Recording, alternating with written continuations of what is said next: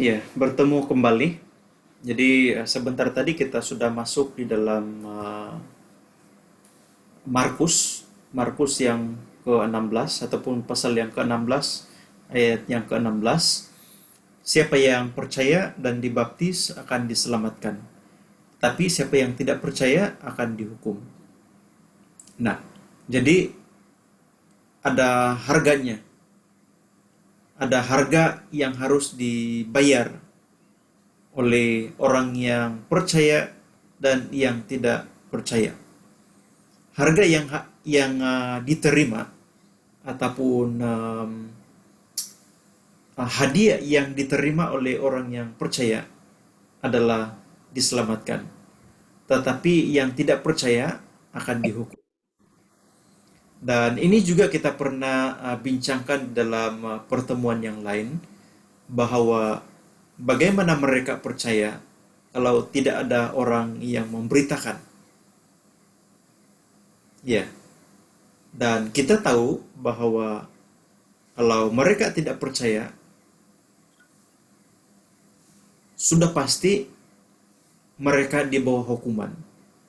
Tetapi adalah satu perkara yang menyedihkan ataupun merugikan bagi mereka kalau tidak ada yang memberitakan Injil kepada mereka. Karena Injil itu harus diberitakan kepada segala bangsa. Injil itu harus diberitakan kepada segala makhluk. Dan kita yang sudah mendengar Injil, seharusnya kita mengambil bahagian untuk menyampaikan, untuk untuk memberitahukan kepada mereka yang belum mendengar tentang Injil. Dan mereka terima ataupun tidak terima, itu adalah urusan mereka dengan Tuhan. Tetapi tanggung jawab yang Tuhan amanatkan kepada kita, ini harus kita laksanakan. Iya. Matius juga memberikan kesaksian ataupun mencatat bahwa Yesus mendekati mereka dan berkata, "Kepadaku telah diberikan segala kuasa di surga dan di bumi." Nah, mungkin kita bertanya-tanya ataupun tertanya-tanya, siapakah Yesus itu yang sesungguhnya? Adakah Yesus itu hanya sebagai manusia ataupun lebih daripada manusia? Dan kita dapat mengerti melalui kalimat ataupun melalui perkataan yang Yesus sampaikan ini. Dia berkata, "Kepadaku telah diberikan segala kuasa di surga dan di bumi." Dan kalau kita rincikan lagi, kepadaku telah diberikan. Sejak bila Yesus ada kuasa? Adakah Yesus ada kuasa ataupun mendapat kuasa itu setelah Yesus mati dan bangkit dan baru dia menerima kuasa? Tapi kalau kita merujuk kepada perkataan Yesus ini dalam ayat yang ke-18 itu, "Kepadaku telah diberikan." Maksud telah itu adalah satu perkataan past tense ataupun satu perkataan yang telah berlaku. Jadi maksud dia, kuasa itu bukan hanya ada pada Yesus setelah kematian dan kebangkitannya, tetapi kuasa ini ada pada Yesus dari semula. Dan apa saja kuasa yang ada padanya, segala kuasa tentang di surga dan juga di bumi. Jadi maksud dia, Yesus itu bukan orang yang sembarangan. Yesus itu bukan hanya manusia biasa, tetapi dia adalah manusia yang luar biasa. Bahkan bukan hanya title sebagai manusia yang sempurna, tetapi sesungguhnya dia itu adalah Allah. Karena dia memiliki segala kuasa di surga dan di bumi. Iya. Dan dia juga adalah pribadi yang sama, yang memberikan amanat agung, memberikan mandat kepada manusia bahwa harus pergi, jadikan semua bangsa muridku, dan baptislah mereka dalam nama Bapa, Anak, dan Roh Kudus. Nah, jadi dalam kata yang lain, kita dimeteraikan di dalam nama Bapa, Anak, dan Roh Kudus. Ataupun kalau kita singkatkan ataupun simpulkan, kita dibaptis dalam nama Allah. Kenapa saya katakan di dalam nama Allah? Iya, karena Bapa, Anak, dan Roh Kudus itu ialah Allah. Dan mungkin di dalam zaman perjanjian lama, ketritunggalan Tuhan itu tidak dimengerti, tetapi telah dijelaskan dengan begitu nyata oleh Yesus bahwa Allah itu yang sesungguhnya adalah Bapa, Anak, dan Roh Kudus. Jadi kita dibaptis dalam nama Bapa, Anak, dan Roh Kudus. Ini merupakan satu perkara yang harus difahami, harus diketahui oleh setiap orang yang percaya. Dan kita harus menerimanya dengan iman.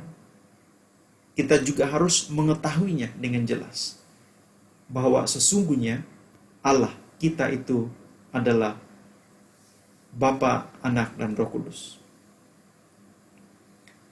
Dan apa yang kita harus lakukan lagi? Kita harus ajar mereka melakukan segala sesuatu yang telah diperintahkan oleh Yesus.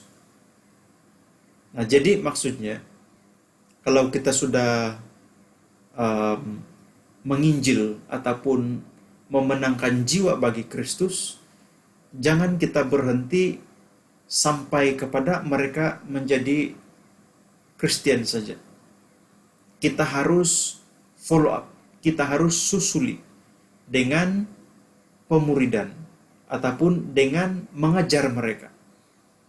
Iya, kalau mereka tidak diajar, mereka boleh dikatakan hanya akan menjadi Kristen kulit.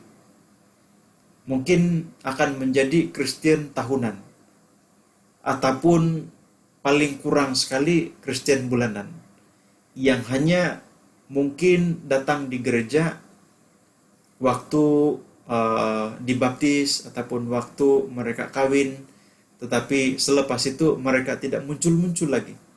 Bahkan lebih dahsyat lagi kalau ada pencobaan yang lebih berat datang kepada mereka dan mereka dengan mudah sekali meninggalkan Kristus. Jadi apa pentingnya kita mengajar mereka supaya mereka terus sungguh-sungguh dan taat kepada Kristus. Iya. Jadi kalau kita melihat di gereja-gereja di luar negara, seperti di Amerika, seperti di UK, ramai ataupun banyak gereja yang dulunya ramai semakin berkurangan. Kenapa itu terjadi begitu? Ya mungkin mereka menjadi Kristen karena ibu bapak mereka Kristen. Tetapi apakah hidup pribadi mereka itu dilengkapi dengan ajaran tentang Kristus? Iya, mungkin kita juga boleh renungkan saat ini dalam keluarga kita ataupun dalam jemaat kita.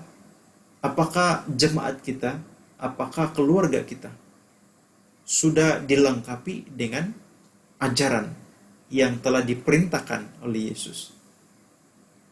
Jadi kita sangat bersyukur karena ya walaupun PKP kita tidak dapat datang ke gereja secara fisikal, tetapi kita setia di dalam pertemuan seperti ini, menyelidiki kebenaran firman Tuhan, bahkan sekali lagi kita diperingatkan apa pentingnya ataupun betapa pentingnya kita memahami tentang Injil ini. Dan bukan hanya kita harus memahami tentang Injil, bahkan apakah bahagian yang kita harus laksanakan untuk Injil ini. khususnya untuk mereka yang belum percaya, belum mendengar tentang Yesus.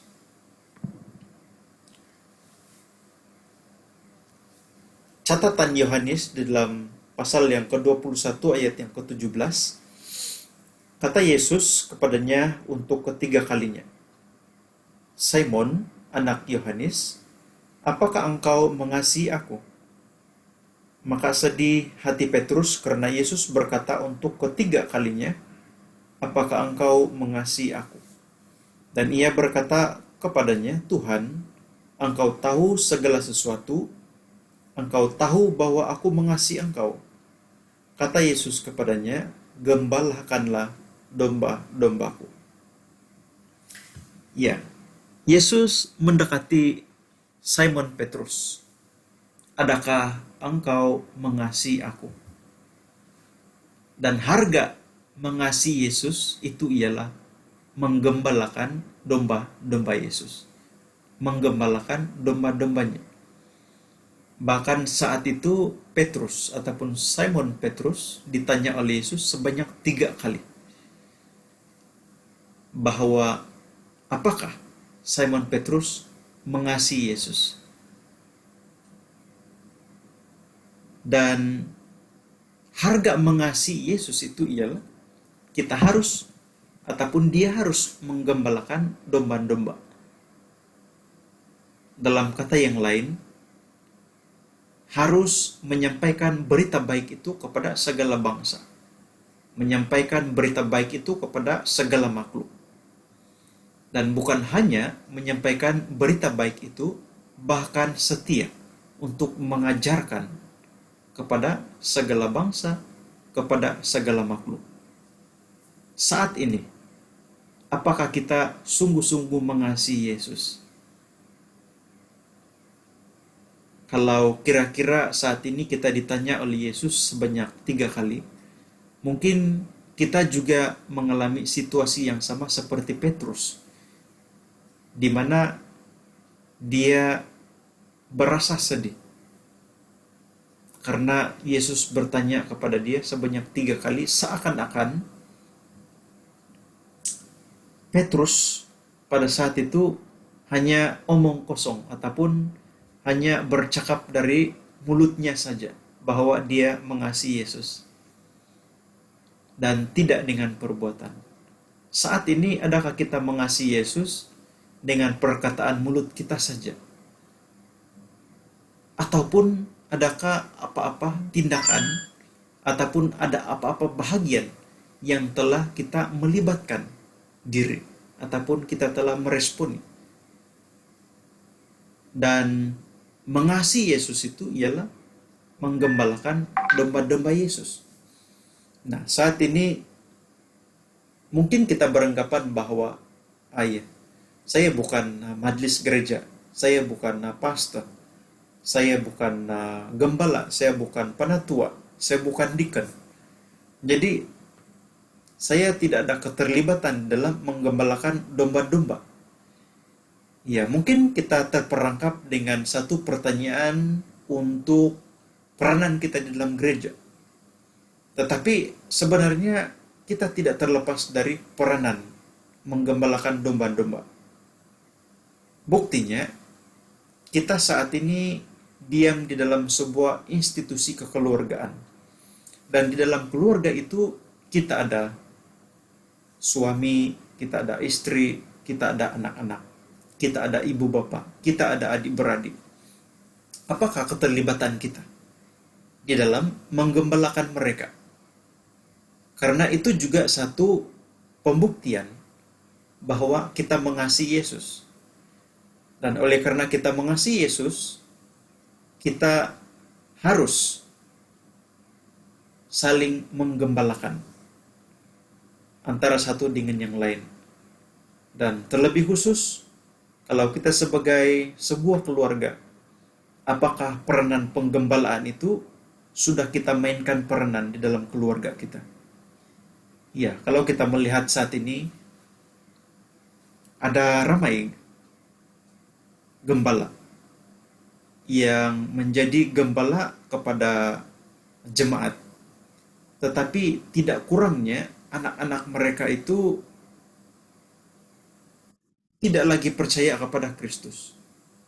Meskipun mereka itu adalah para gembala, ataupun meskipun mereka itu adalah pastor-pastor, pendeta-pendeta, tetapi tidak kurang anak-anak mereka yang meninggalkan Kristus. Iya. Jadi, apakah penggembalaan itu hanya di dalam gereja dan mengabaikan penggembalaan di dalam keluarga? Jadi, ini yang kita harus pikirkan.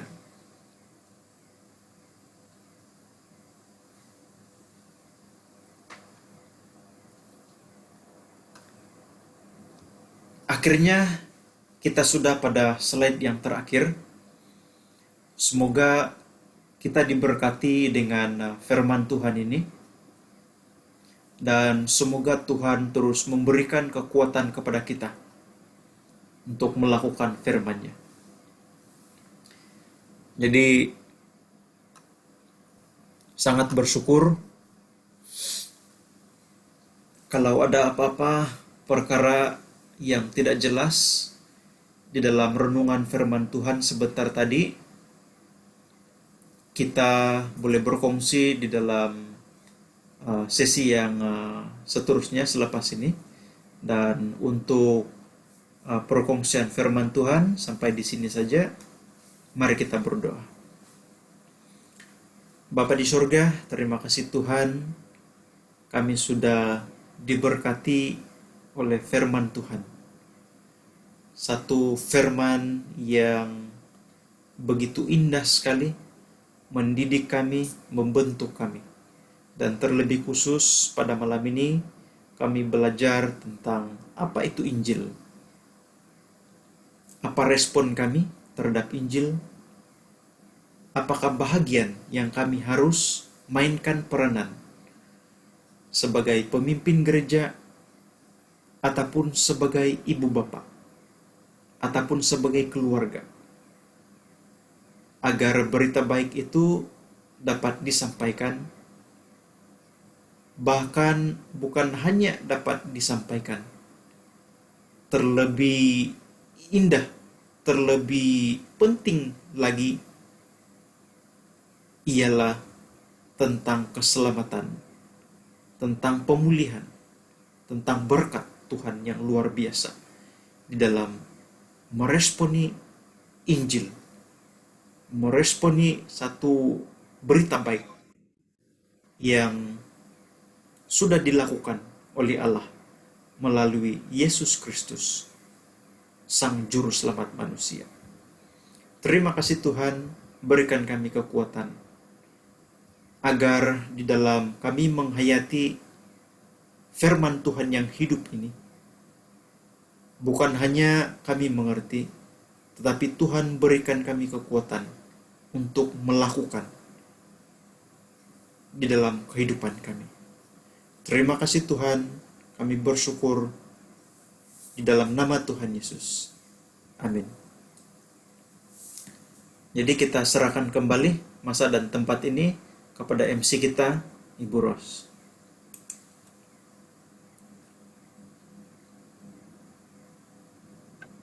Oke, puji Tuhan. Terima kasih semua di atas perkongsian firman Tuhan yang sudah kita pelajari bersama pada malam hari